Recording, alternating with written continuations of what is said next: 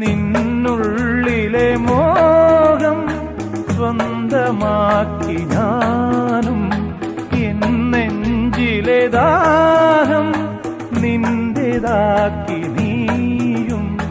പൂച്ചങ്ങലയ്ക്കുള്ളിൽ രണ്ട് മൗനങ്ങളെ താമരത്താളിൽ പനി നീർത്തുള്ളികളാ.